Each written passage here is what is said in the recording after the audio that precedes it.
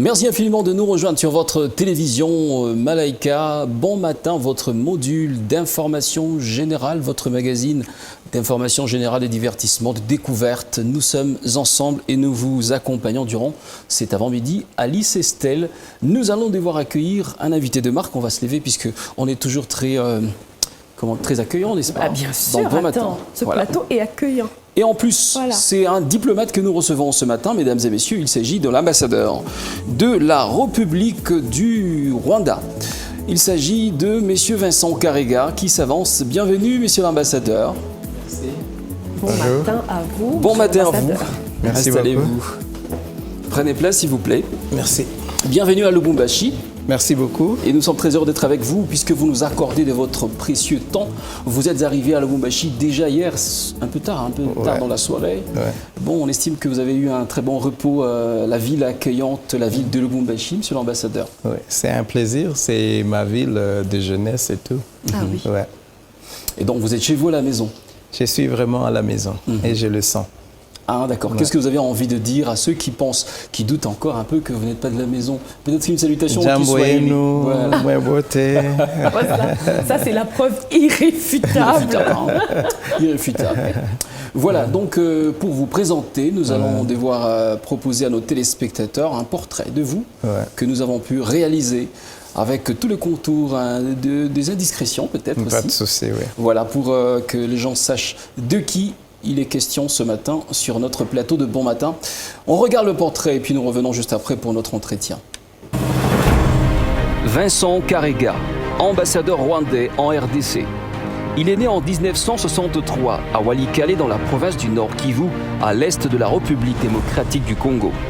Vincent Karega est issu d'une famille des parents immigrés catholiques, venus du Rwanda mais naturalisés congolais. Son père a d'abord travaillé comme assistant médical à Walikale, puis Massissi, Butembo et Kiroche, avant de rejoindre le Katanga dans son ancienne configuration.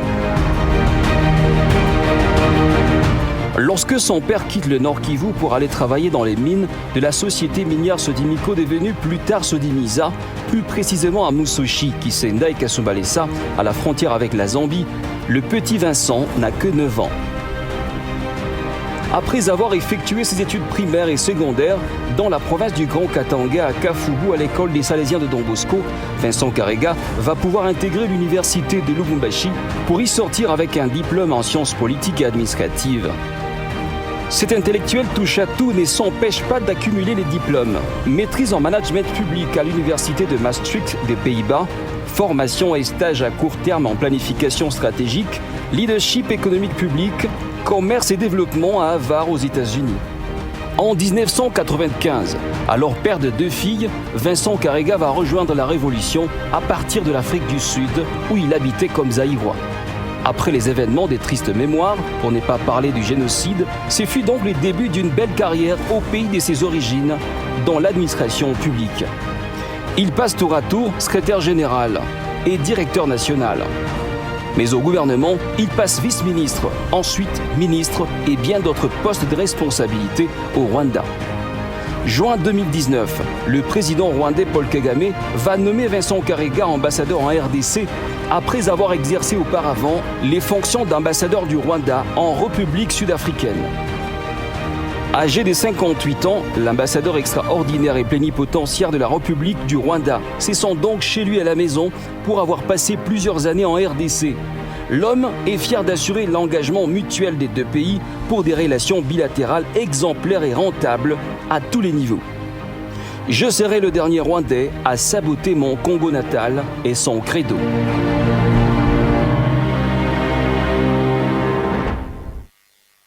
Bien, merci infiniment, monsieur l'ambassadeur. On a suivi avec vous ce portrait dressé sur vous, votre parcours. On sent que c'est un parcours élogieux. Est-ce votre père qui vous a aidé à devenir ce que vous êtes devenu aujourd'hui, ce que vous êtes aujourd'hui? Oui, c'est le père, c'est la RDC, c'est les voisins, la famille et tout le monde. Et principalement votre papa, si on doit le dire, puisqu'il s'agit de l'éducation, la formation, ou aussi le sens, le désir de tout savoir, tout connaître. Oui. C'est un assistant médical, soucieux de l'éducation des enfants depuis que j'étais petit. Son désir était que je devienne médecin. mais ce n'est pas allé dans le sens qu'il voulait. Oui. Et de toute façon, il est content de toutes mes réalisations et il est heureux avec moi. Alors, on va commencer notre entretien avec la première question. Monsieur l'ambassadeur, parlez-nous un tout petit peu des conditions d'éligibilité pour être ambassadeur dans un pays. Où est-ce les diplômes, puisque vous en avez autant, l'expérience aussi dans la bonne gouvernance ou la gestion de la chose publique? Bon, c'est les tout combiné, mais c'est des postes de nomination qui vont avec le gouvernement, les autorités, qui décident au niveau de leur pool des cadres qui représenterait mieux quand et où la personne. Donc, ce n'est pas vraiment un emploi technique où on fait un examen pour l'obtenir, mais c'est plutôt un poste que je peux appeler politico-technique. Absolument, oui. Où on est nommé sur base de certaines expériences et de la façon dont on travaille et on représente son gouvernement. Et ça dépend d'un profil, bien entendu. Et le profil, oui, ça va aussi, ça vaut la peine. Ouais. Alors moi j'ai envie de vous poser une question, monsieur l'ambassadeur. Vous avez été ambassadeur en Afrique du Sud, on l'a entendu dans le portrait tout à l'heure.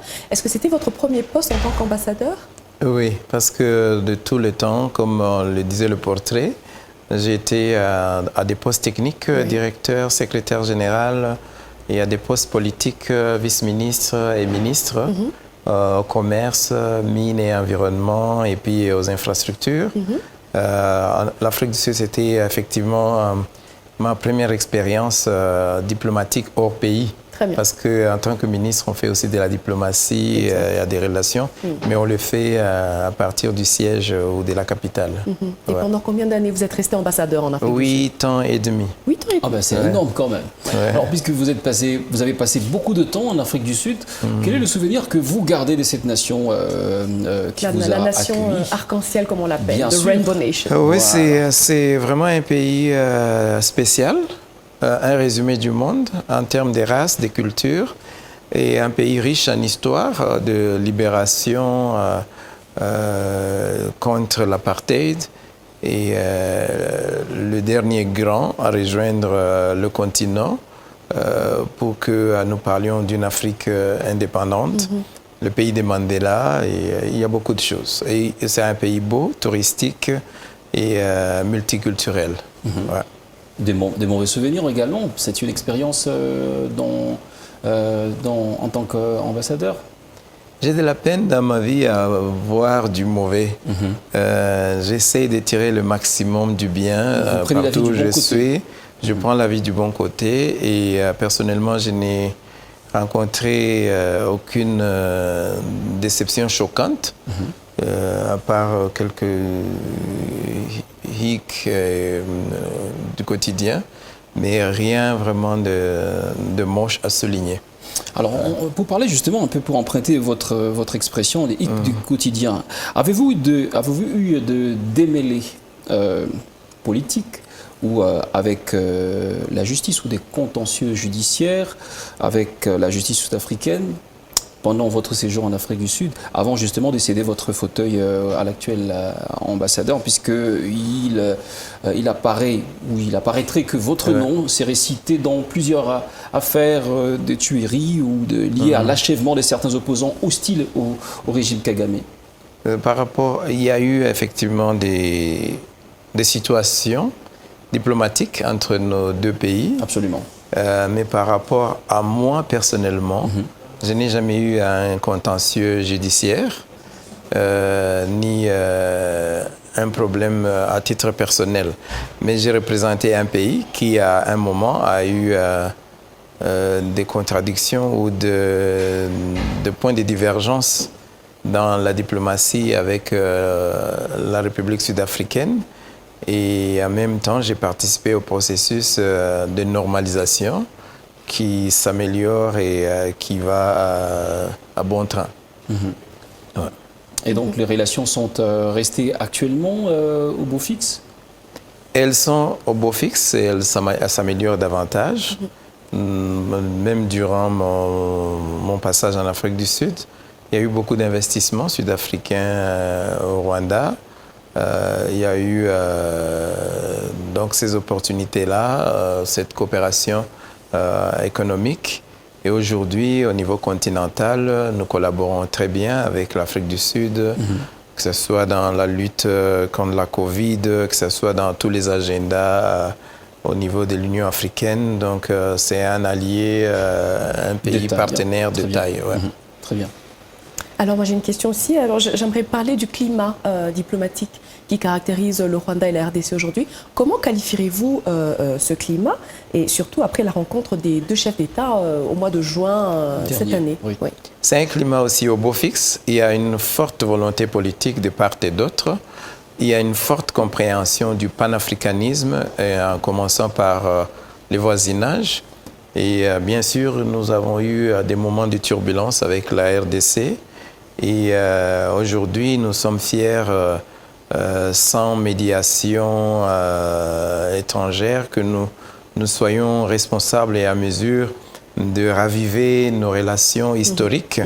Parce que depuis les temps immémoriaux, même avant la colonie, il y a eu des coopérations entre des royaumes congolais, surtout de l'Est, des Bashi, et le royaume du Rwanda. Il y a eu des transplantation des peuples dans les mines ici au Katanga. Déjà dans les années 30, des Rwandais sont venus, des intermariages ont eu lieu. Donc nous avons beaucoup d'enfants ou beaucoup de personnes issues des Congolais et des Rwandais. Et l'amalgation ou la combinaison de ces cultures en vivant ensemble depuis des générations, c'est quand même quelque chose de costaud. Et ne parlons même pas de l'Est où c'était des mouvements des va-et-vient et même à une période donnée de la colonisation.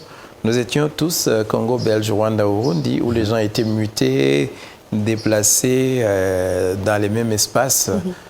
Je connais beaucoup de Rwandais qui ont étudié à l'Ovanium, je connais beaucoup de Congolais, des prêtres, des enseignants qui ont aussi étudié au Rwanda ou au Burundi et qui ont travaillé dans tous les 3 ou les 2 pays. Donc, nous avons une histoire commune, nous devons l'exploiter et l'explorer davantage pour nous transformer conjointement vers un avenir radieux d'une intégration régionale parfaite. Alors on a envie de savoir, monsieur l'ambassadeur, vous avez parlé tout à l'heure, vous l'avez d'ailleurs souligné, les relations bilatérales entre les deux nations, la RDC et le Rwanda, se sont pendant une certaine période refroidies. Et avec la dernière rencontre, les deux nations ont essayé de redynamiser un tout petit peu les relations. On aimerait savoir qu'est-ce qui a occasionné ce refroidissement. Ça, c'est la première question. La deuxième, entre les deux chefs d'État, qui a initié cette rencontre?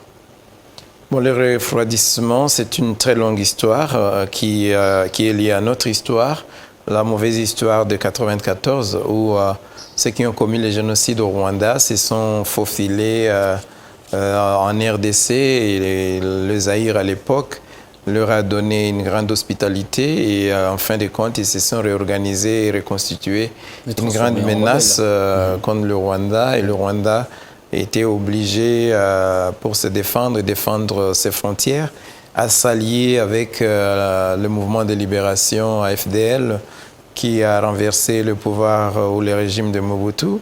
Et l'AFDL, à un moment, a été divisé en deux, RCD et FDL. Et le Rwanda est resté allié au RCD à un moment.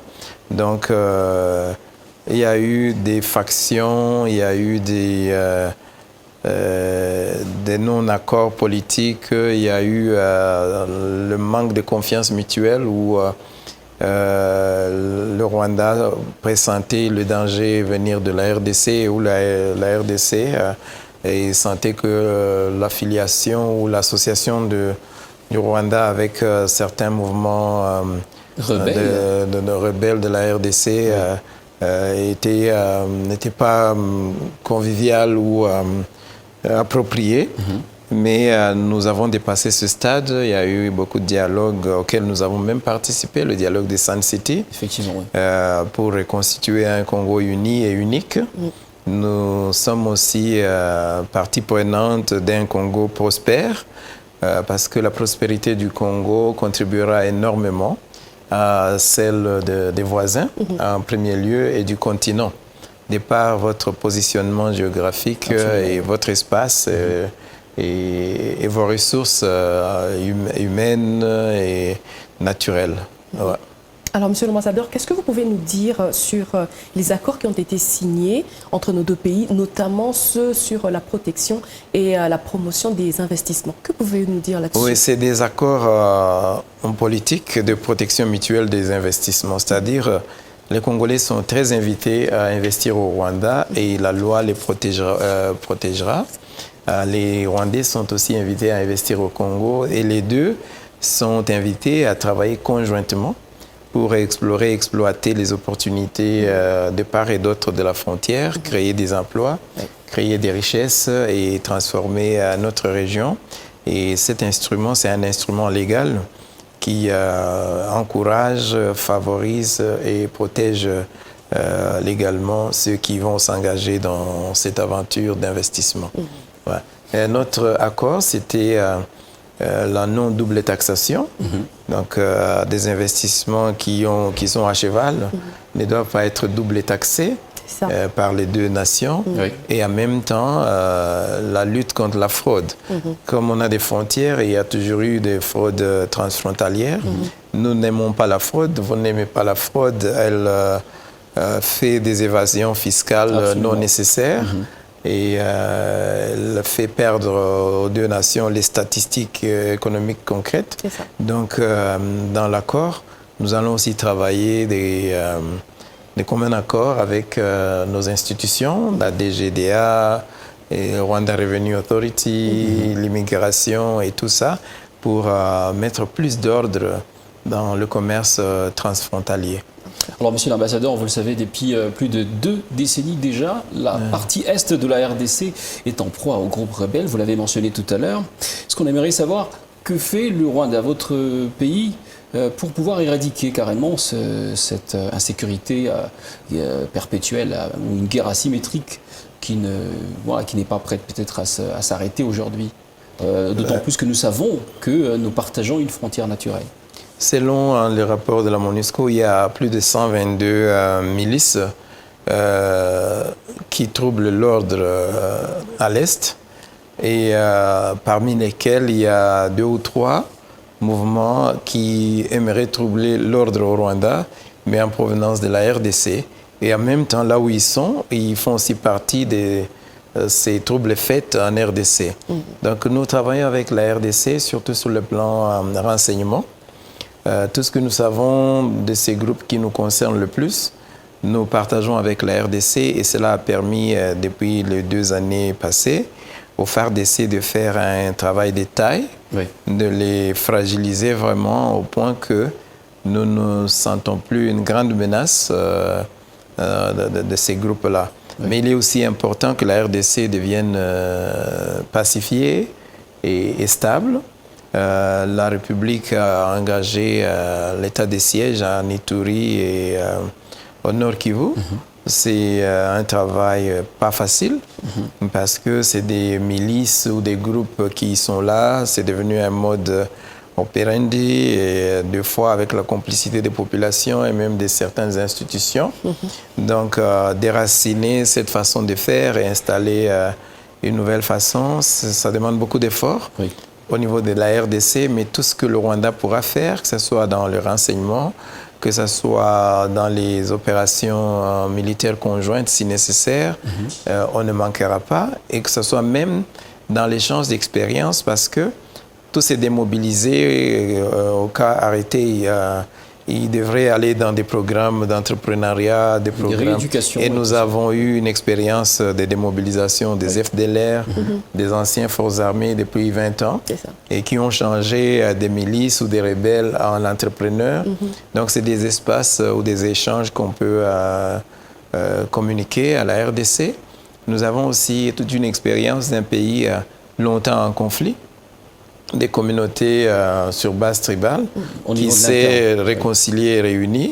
Donc notre expérience en matière d'unité et réconciliation peut aussi être bien échangée, surtout pour ces zones où la zone de l'Est, où les milices, certaines milices sont tribales et communautaires. Donc la réintégration des communautés le vivre ensemble, c'est quelque chose pour lequel nous avons une certaine expérience et nous pensons et nous avons la volonté de bien le partager. Oui, encore à vos propos, Monsieur l'ambassadeur, on peut considérer que les mouvements rebelles ou la rébellion, les groupes armés qui opèrent dans la partie Est, nous les partageons tous, ou la RDC, le Rwanda partagent ces dangers? Oui, la menace, parce que s'il y a insécurité, même si initialement ces groupes peut-être aimeraient renverser le pouvoir au Congo ou s'approprier des ressources, à la longue, nous sommes une route, nous sommes un terrain voisin. Ils peuvent commettre des dégâts au Congo, se cacher chez nous, ou ils peuvent être affiliés à des groupes terroristes et ils se répandent comme un virus, comme un cancer. Donc, votre malaise, c'est aussi notre souci. C'est un souci continental et on ne peut pas se sentir heureux comme un îlot. Alors que dans le voisinage, ça ne va pas. C'est aussi des opportunités perdues. S'il y a la paix, il y a plus de commerce, il y a plus de tourisme, il y a plus d'échanges, il y a plus de prospérité régionale. Et nous ne pouvons pas prospérer si les voisins ne vont pas prospérer, parce que cette prospérité va être vite diluée. Donc nous tenons vraiment et nous comptons et nous souhaitons la paix et la prospérité à la RDC. C'est ça. Alors justement, parlons des conflits qui existent à l'est du pays. Depuis peu, notre président Félix-Antoine Tshisekedi a décrété un état de siège à l'est de la RDC. Et il est ressorti que le président Paul Kagame aurait critiqué la stratégie qui a été mise en place. Alors votre pays, comment appréhende-t-il ces opérations suite à l'état de siège?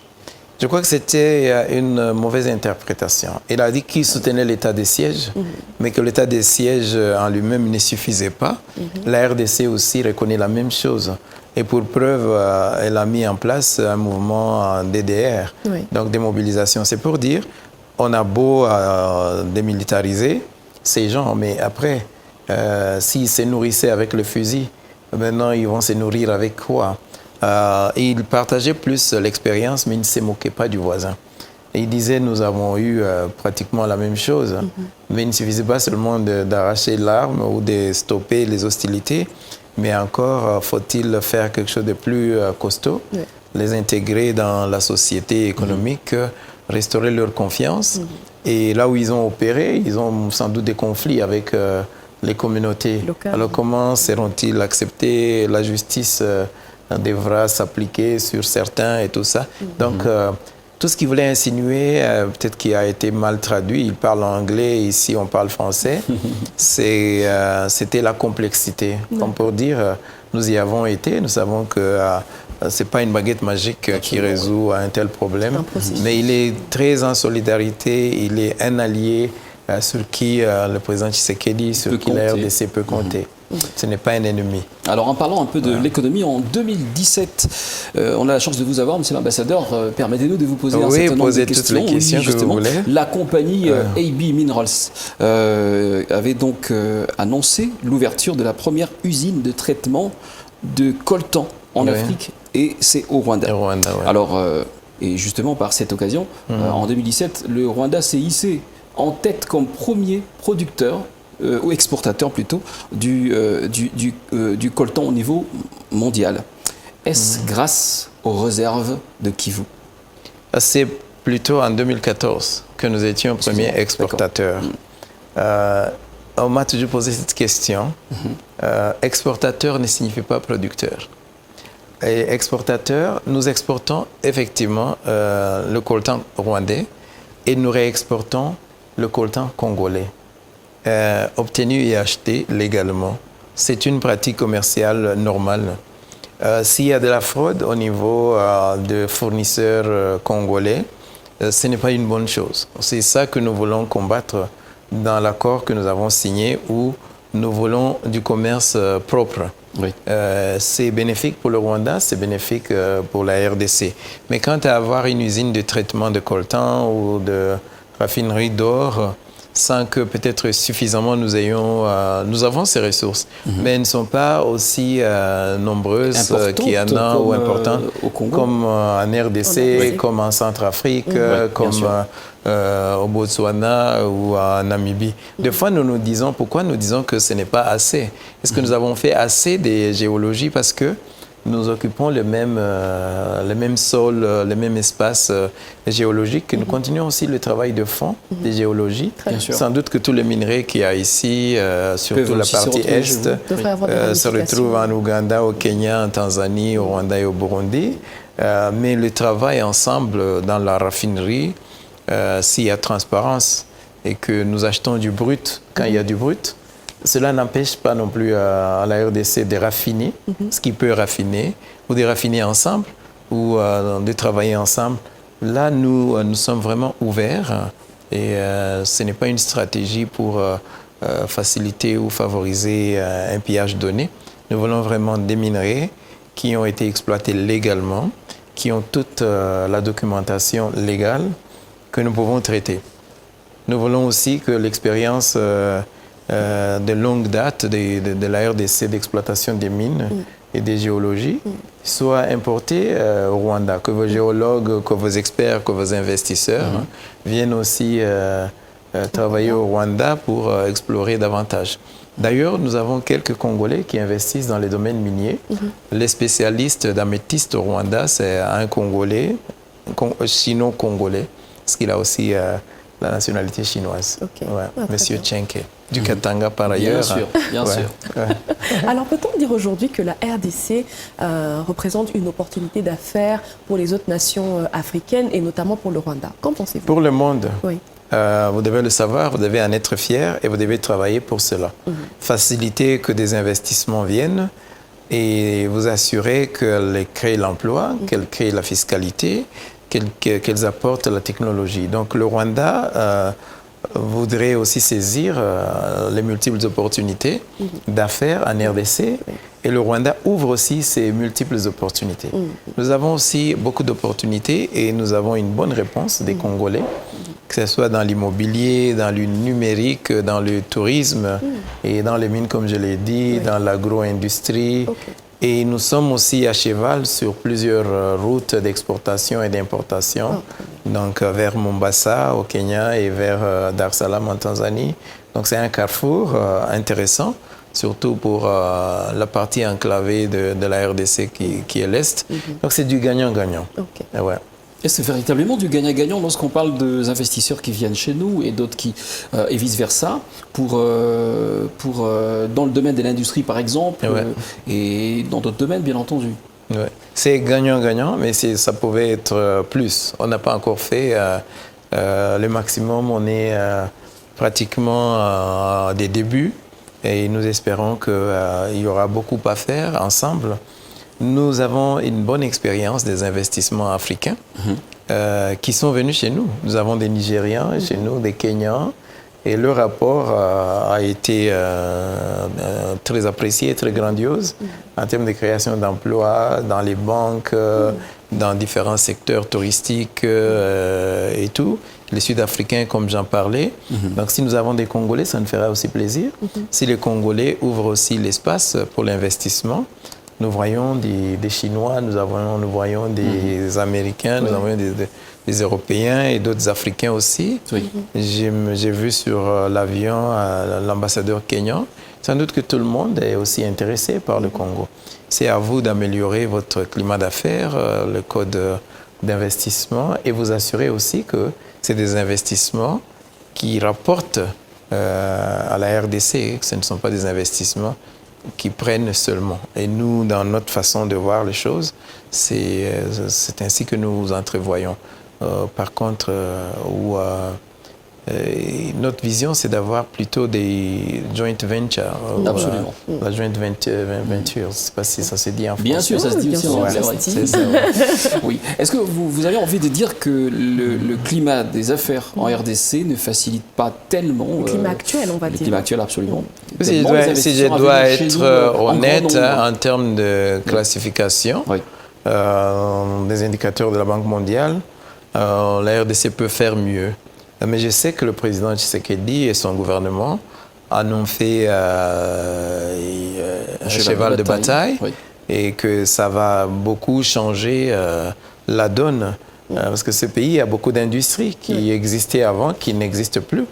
Et qui, si ces industries refaisaient surface, le chômage dont on parle, il y a aussi des secteurs qui sont encore dormants, comme l'agriculture, comme le tourisme, malgré tout le potentiel, qui pouvaient bien contribuer au secteur minier sur lequel pratiquement tout le monde focalise, alors qu'il y a mille et une autres opportunités en dehors du secteur minier et qui absorberait plus vite les employés ou qui créeraient des emplois. Absolument, oui, très important. Alors en parlant justement du nouveau gouvernement ou le nouveau régime tout simplement avec à la tête le président de la République Félix Antoine Tshisekedi, comment vous l'appréciez vous par rapport à votre pays? Est-ce qu'il vous inspire? Je suis un diplomate, je ne peux dire que des bonnes choses. Il nous inspire. Il a redynamisé la diplomatie congolaise, sauf pour ceux qui ne veulent pas voir. Il a réchauffé les relations avec pas seulement le Rwanda, tous les voisins. Vous êtes bien positionné au niveau de l'Union africaine. La voix de la RDC est bien entendue. Au niveau du concert des Nations, Nations Unies, beaucoup de voyages d'exploration d'experts et d'investisseurs se multiplient à Kinshasa, au Katanga et même à l'est de la RDC. Et donc, on peut dire que le démarrage est bon. Les défis sont nombreux. Il ne peut pas tous les résoudre du coup, mais la bonne volonté politique et la bonne foi du gouvernement et central et les gouvernements provinciaux sont bien notés. Ouais. Alors, on est déjà très très heureux et enchanté de vous avoir ici au Katanga. Et on aimerait juste savoir dans le Grand Katanga, on va dire dans le Haut Katanga, pour notre province, nouvelle province. Mais on aimerait connaître les raisons de votre visite chez nous. Oui, aujourd'hui, tout à l'heure, nous allons lancer un vol inaugural entre Kigali et Lubumbashi. Ah oui. Ça fait 2 ans que nous allons à Kinshasa, mais aujourd'hui, c'est une route spéciale directe sur Lubumbashi. Nous apprécions cette ouverture du gouvernement congolais, d'abord, et nous voyons cette route comme un pont pour nous découvrir davantage. Des fois, on parle du Rwanda en étant ici sans le connaître, ni sans trop maîtriser les Rwandais. Et les Rwandais peuvent s'imaginer autre chose du Congo, mais c'est important qu'ils connaissent le Congo. Kinshasa n'est pas le Congo entier, donc la porte de Lubumbashi, c'est aussi une autre dimension de la RDC. Et je pense que c'est une bonne chose. Bien sûr. Alors, monsieur l'ambassadeur, je vais prendre 3 petites questions rapidement pour, en revenant un tout petit peu dans la politique, vous intéresser à la politique de notre pays. Et j'ai fait les sciences politiques dans votre pays. Et effectivement, à l'université de Lubumbashi. Oui, mais je ne ferai pas l'analyse politique. Alors, récemment, il y a eu une proposition de loi que vous connaissez bien entendu, sans doute, la loi Tchiani. Est-ce que vous avez trouvé cette loi inopportune ou ça pouvait, par exemple, nous amener à une régression ou peut-être le contraire? Est-ce une loi ou c'était une opinion? C'était une proposition de loi. Une opinion. Pourquoi?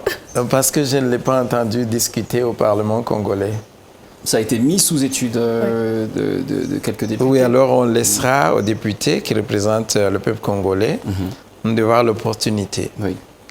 Moi, je ne pourrais pas commenter sur les désirata des Congolais. Les Congolais connaissent mieux leur pays et connaissent mieux leurs aspirations politiques. Si c'était chez nous, peut-être j'aurais commenté. Mais comme c'est au Congo et comme ce n'est pas une loi, c'est une idée de loi, sans doute qu'elle va se buter à d'autres idées. Et de ces chocs des idées, soit vous resterez avec le statu quo tel que prescrit dans la Constitution, ou vous ferez des amendements selon les raisons que vous évoquerez vous-même en termes de ce que vous voulez devenir comme État, comme nation, et est-ce que ça rapporte comme bénéfice ou comme danger. J'imagine que le Parlement des 500 députés sera à mesure de peser le pour et le contre dans l'intérêt de la République. Alors, il y a une confusion qui plane dans les chefs de beaucoup de Congolais depuis plusieurs années. On retrouve de Rwandais à la tête avec des responsabilités comme des officiers militaires, énormément de Rwandais dans... Rwandais? Oui, effectivement, c'est une certaine opinion congolaise qui le dit. Oui. Alors, qu'est-ce qui justifie, selon vous, je ne sais pas si vous êtes informé de la chose, mais qu'est-ce qui justifie... Oui, j'entends parler des infiltrations, mais j'ai cherché... pour moi, Rwandais, c'est comme moi. C'est la nationalité rwandaise. Oui. Je travaille au Congo comme Rwandais, mais je n'en connais pas qui sont comme moi et qui sont en même temps membres du gouvernement ou de l'armée. Oui. Mais je sais que, comme vous ici, vous avez des Babemba de la Zambie, en Zambie, et des Babemba au Katanga, qui parlent la même langue, qui ont des fois les mêmes oncles, les mêmes ancêtres, les mêmes cultes. La RDC a aussi des peuples Banyarwanda. Dans la zone Masisi, Rutshuru, autour de Goma, et dans le sud Kivu, les Banyamulenge et consorts. Comme tous les autres Congolais, mais eux parlant Kinyarwanda, ayant notre physionomie, ils font partie de la RDC. Ils ont toujours fait partie. Depuis tous les temps immémoriaux, avant l'indépendance, à la table ronde, il y avait des rwandophones qui sont allés négocier, Honorable Rwakabuba et autres. Sa langue maternelle, c'est le Kinyarwanda. Son origine, c'est Rutshuru. Mais s'il vient au Rwanda, on va parler.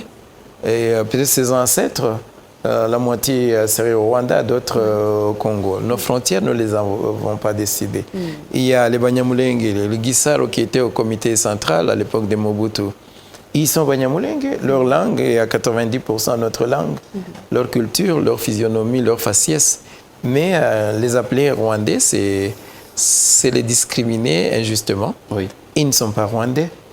S'il y a des Rwandais dans votre administration, c'est illégal parce que nous n'avons pas des Congolais, sauf si on les prend comme experts et on sait qu'ils sont Congolais, ils ont un contrat spécial. Des Rwandais peuvent aussi avoir des contrats spéciaux en tant que Rwandais en RDC, où ils se naturalisent et ils suivent la constitution congolaise, comme les Congolais peuvent se naturaliser aussi au Rwanda. Monsieur Vincent Karega, l'alternance en 2019 au sommet de l'État pour parler de la passation pacifique du pouvoir entre Félix Tshisekedi et Joseph Kabila Kabange, un modèle pour l'Afrique et pour le Rwanda aussi? Oui, la passation pacifique du pouvoir, c'est quelque chose de bon. On a connu en Afrique beaucoup de troubles de passation de pouvoir d'un président à un autre.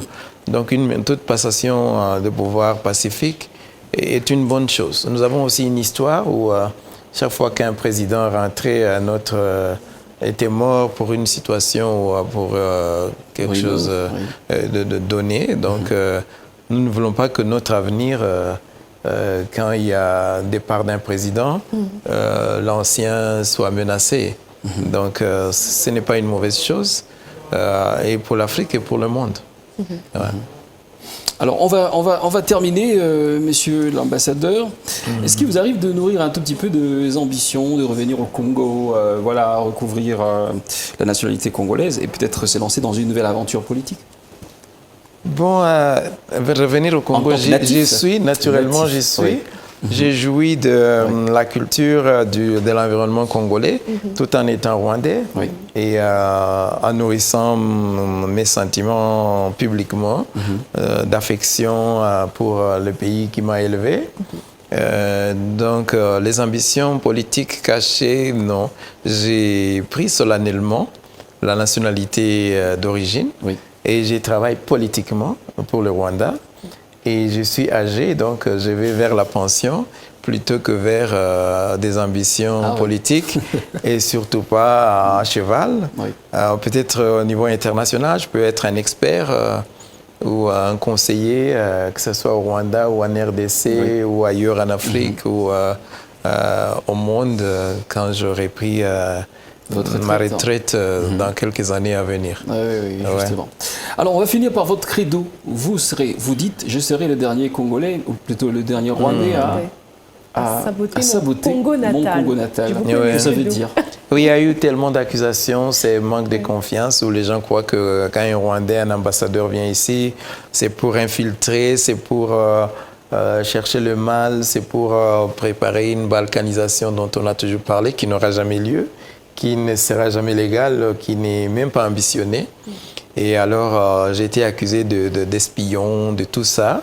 Alors, je voulais rassurer les Congolais, qu'ils sachent que je suis un des leurs. Et que si vraiment, même s'il n'y a pas cet agenda, il y avait cet agenda, je serais le mal placé à l'exécuter parce que je suis d'ici.